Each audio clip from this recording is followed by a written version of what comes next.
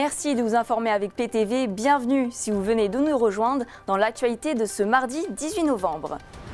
Le loup frappe dans le département meusien, tuant plus d'une centaine de bêtes. Dépassés, les syndicats et les éleveurs se sont rassemblés pour témoigner et parler de la problématique.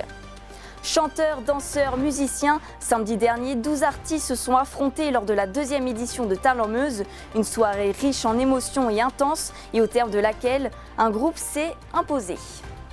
Les vols dans les églises se multiplient sur le territoire national. Cadenas, vidéosurveillance et fermetures annuelles, les municipalités font en sorte de protéger leurs églises. Un point sur la météo à présent, les averses resteront présentes du matin au soir avec une atmosphère grise et fraîche. Les températures, elles, évolueront timidement, oscillant entre 0 et 6 degrés selon les secteurs. Un tragique accident s'est produit hier aux alentours de 17h30 au carrefour de la route départementale 2 au niveau de la commune de Chardogne. 2 voitures sont entrées en collision dans un choc violent. 12 sapeurs-pompiers ont été mobilisés sur les lieux. Dans la première voiture se trouvait une femme d'une cinquantaine d'années en arrêt cardio-respiratoire. Elle n'a pas pu être réanimée. L'autre victime, une femme de 38 ans, a été blessée et prise en charge par les secours. Les forces de l'ordre ont procédé aux premières constatations afin de comprendre le déroulement exact de la collision. Une enquête est en cours pour déterminer les circonstances précises du drame. Autre chose désormais, il frappe gravement en Haute-Marne, mais n'épargne pas le département de la Meuse. En 2025, plus d'une centaine d'attaques de loups ont été répertoriées, provoquant la mort de brebis. Les éleveurs se sentent dépassés par les événements et craignent chaque jour de retrouver leurs troupeaux sans vie. Ce lundi 17 novembre, certains d'entre eux sont réunis pour parler de la problématique et témoigner. Attention, certaines images peuvent choquer. Je peux vous dire que ça fait mal au cœur. Je suis pas émotif, mais quand vous tenez des bêtes de 15 mois dans vos jambes et que votre vétérinaire vous dit celle-là on peut pas la sauver, eh ben je peux vous dire que ça vous remet les tripes. 120, c'est le nombre de brebis tuées par des loups dans le département meusien depuis le début de l'année. Un terrible constat pour les éleveurs qui se sentent dépassés. Ces derniers surveillent constamment leurs troupeaux en espérant les retrouver sains et saufs à chaque fois. Le troupeau présent sur cette parcelle a été gravement touché par une attaque. Je ne souhaite pas revivre ça. Donc c'était le 19 janvier 2025. J'ai eu une attaque de loup sur 43 bêtes qui sont dans la pâture, qui est juste derrière nous. Là aujourd'hui, il y a 100 bêtes. Et j'avais 43 bêtes et le loup m'a tué en pâture 3 bêtes. On a été obligé d'euthanasier 6 bêtes. Donc c'est quand même crève-cœur. Et une après-midi complète avec le vétérinaire pour recoudre et agrafer 11 bêtes. Certains syndicats et éleveurs concernés par la problématique des loups se sont rassemblés sur cette exploitation attaquée. Un temps d'échange organisé pour que tous se rendent compte de ce que vivent les éleveurs à travers des témoignages. Une manière d'axer la conversation vers le mal-être humain et animal. Certes, le loup tue directement certaines brebis, mais derrière, il en esquinte, il en abîme, il en blesse. Et je ne vous parle même pas de l'impact derrière des brebis qui survivent, mais qui ont avorté et autres. Il y a un impact moral à la fois sur l'éleveur, mais aussi sur les animaux. En Haute-Marne, une meute de loups a attaqué et tué plus de 700 bêtes. Les éleveurs meusiens craignent que la meute se déplace jusque dans le département et provoque une explosion des cas. On a un système qui est la polyculture élevage qui est important en Meuse et qui est adapté à la Meuse. C'est le modèle entre guillemets économique de nos exploitations qui fonctionne bien comme un territoire. On est en zone intermédiaire. Si on laisse réintroduire le loup comme on est en train de le faire en ce moment, c'est les élevages qui vont arrêter parce que les éleveurs ils pourront plus survivre. Donc c'est l'arrêt de l'élevage, c'est la perte de souveraineté alimentaire. Et c'est la perte de notre paysage. Le loup ne doit pas impacter comme il l'impacte en ce moment sur les élevages. Les syndicats de la FDSEA souhaitent qu'un cadre réglementaire et rapide soit élaboré afin de réguler le loup.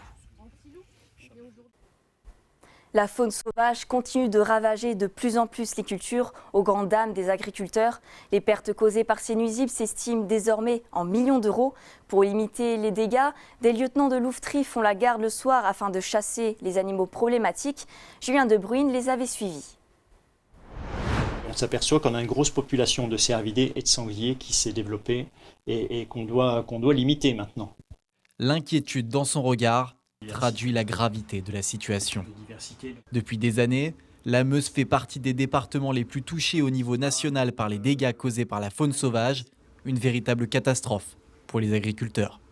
Et les espèces qui nous concernent le plus sur la Meuse sont les espèces chassées, notamment le sanglier, le cerf, les cervidés, les chevreuils également. Pour les autres espèces, ça se passe bien, on n'a pas trop de soucis, mais on rencontre vraiment des problèmes sur certains secteurs avec l'espèce cervidés maintenant, mais essentiellement les sangliers. Ce sont des hommes de l'ombre, des bénévoles chargés de protéger les cultures.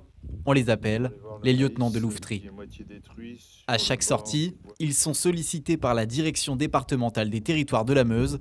Ils sont en quelque sorte les médiateurs entre les agriculteurs et les chasseurs. Ces animaux-là qui causent des dégâts, normalement, sont régulés par les chasseurs. Il y a eu un moment où les chasseurs sont dépassés, où des zones sont non chassées ou pas suffisamment chassées.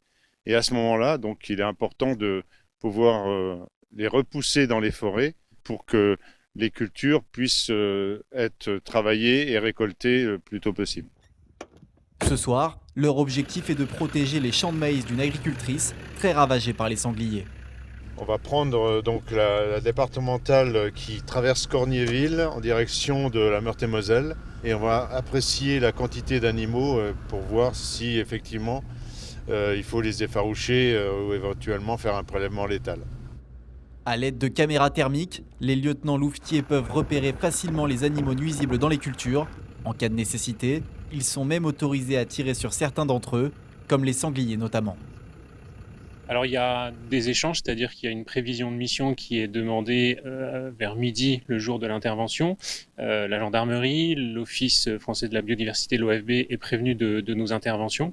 Et effectivement, donc on est dans le cadre d'une intervention de nuit, donc formé à intervenir la nuit sur des animaux bien ciblés et sur des zones bien ciblées également.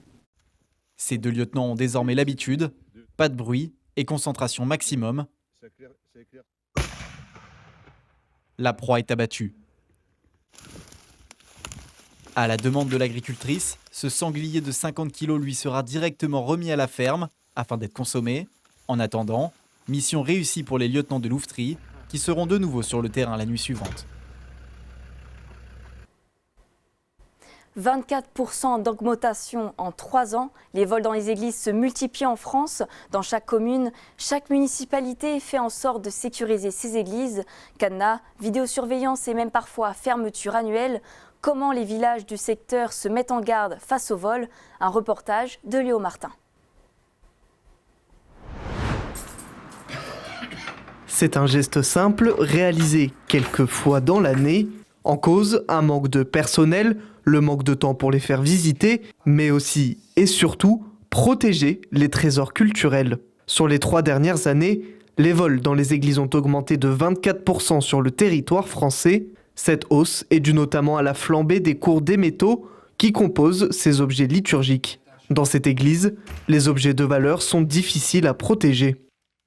Alors premièrement, l'église est constamment fermée, sauf pour les offices religieux bien sûr, et seulement quelques personnes de la commune possèdent les clés de l'église. Voilà. On n'ouvre pas pour les journées du patrimoine, à moins qu'il y ait des volontaires pour garder l'église, et puis on a quand même de très belles choses qu'on n'aimerait pas se faire voler. C'est-à-dire qu'on peut contrôler les allées et venues. On ne refuse pas les visites, bien au contraire, mais ce sont des visites accompagnées.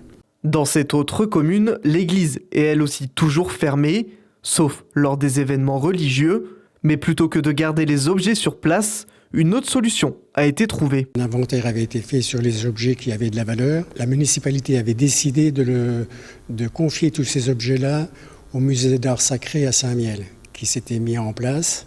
Une vingtaine d'objets tels qu'une chasuble qui a de la valeur, des calices. Je me sens rassuré de savoir que les principaux objets qui ont de la valeur ont été mis en protection au musée d'art sacré. Même si dans nos départements les vols se font rares, la prudence est de mise. D'après la Direction nationale du renseignement territorial, 156 vols ont été recensés entre janvier et juin 2025 en France, soit 55 de plus que l'année précédente sur la même période. Dans les petites communes, il n'est donc plus rare de trouver porte close pour certains édifices. Le prix à payer pour conserver le patrimoine. Samedi soir à Bar-le-Duc, 12 artistes venus de tout le département se sont affrontés lors de la 2e édition de Talent Meuse. Chanteurs, danseurs, musiciens, chacun est monté sur la scène du concours pour tenter de décrocher le titre. Une soirée intense, riche en émotions et au terme de laquelle un groupe s'est imposé. Retour sur les temps forts d'un show qui a fait vibrer Bar-le-Duc avec Clémentine Coppola et Mathis Grenier. Le Talent 2025, Talent Meuse 2025 et les Let's Up.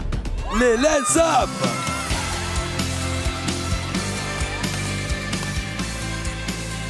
Ils sont les grands gagnants de la 2e édition de Talent Meuse. Ils repartent ce soir avec le trophée. Quelques heures plus tôt, l'atmosphère est bien différente. Derrière les rideaux, les couloirs se transforment en fourmilière. Maquillage de dernière minute, instruments accordés, échauffement discret. Les 12 artistes finalisent leurs préparatifs dans un mélange de tension et d'excitation. On n'a pas souvent la chance de jouer sur une grande scène comme celle-ci. On est un peu stressé, on va pas mentir, on est un peu stressé. Mais comme l'a dit Lauriane, on vient entre copines pour s'amuser, pour partager un bon moment. Tu veux ressortir avec quoi de cette soirée ? Je sais pas. Déjà gagné. Ce sera une belle expérience. Le stress est aussi palpable chez les 40 bénévoles qui veillent au bon déroulement de la soirée. On a écouté tous les retours qu'on nous a faits, qu'ils soient bons ou mauvais, mais pour essayer d'améliorer. Et donc, voilà, vu qu'on a voulu améliorer, on a besoin d'un peu plus de monde. Effectivement, il y a des nouveautés. La première chose qui, je pense, est le plus important, c'est la retransmission, la captation en direct et la retransmission sur grand écran. Ça permet qu'à tout endroit de la salle, on arrive à se rendre compte sur des points qu'on n'aurait pas vus à l'œil nu, si on veut. On peut avoir les expressions des artistes aussi qu'on n'arrive pas à voir du dernier rang. Vous êtes 1120 Meusiens. Le show est lancé. Près de 3 heures de prestations, chant, danse, acrobatie, tout y est et le public meusien est au rendez-vous, la salle est comble. Sur scène, les artistes s'enchaînent, ils ont tous été choisis par un jury lors des 2 auditions organisées à Étain et à Bar-le-Duc. Ce soir, ils n'ont que quelques minutes pour convaincre le public qui votera à la fin de la soirée.